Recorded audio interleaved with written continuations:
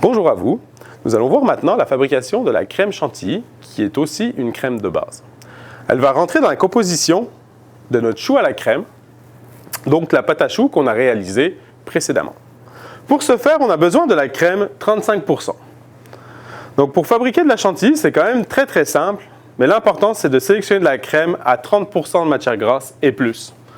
Si vous voulez faire de la crème chantilly avec de la crème en dessous, il va falloir rajouter des gélifiants et autres.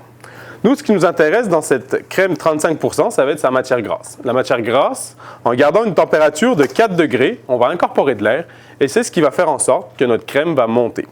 Si j'avais de la crème à une autre température que 4 degrés, par exemple une crème légèrement tempérée à 20 degrés, en battant, j'aurais obtenu une crème très douce, une chantilly qui serait moins ferme et surtout, en battant de la crème, on obtiendrait du beurre très rapidement.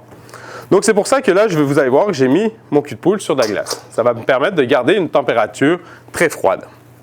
Je vais sucrer ma crème avec du sucre vanillé.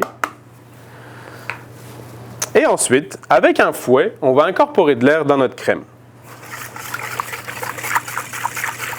Donc bien sûr, vous pouvez utiliser un batteur mélangeur.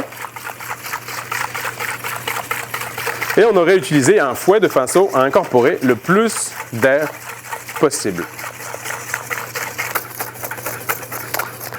Donc on peut s'apercevoir que la crème commence à s'épaissir et on va continuer de fouetter jusqu'à avoir la texture désirée. Donc la texture désirée, c'est d'avoir une crème qui, lorsque je vais faire un décor avec ma poche à douille, le décor puisse garder sa forme.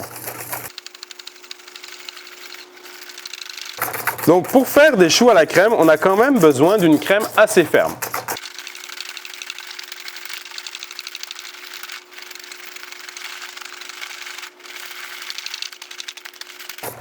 Donc, vous voyez, notre crème, elle tient très bien.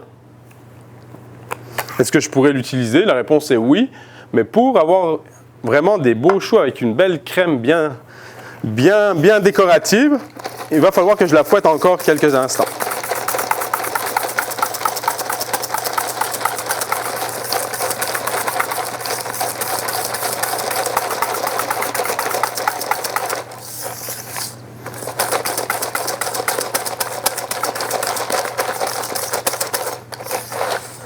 Donc voilà, vous voyez ma crème, elle tient parfaitement bien. Là, je suis capable de faire de beaux choux à la crème.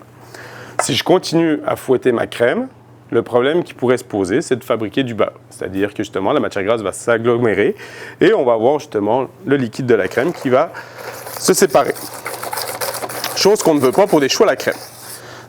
Donc la crème chantilly, vous comprendrez qu'on la garde toujours au réfrigérateur.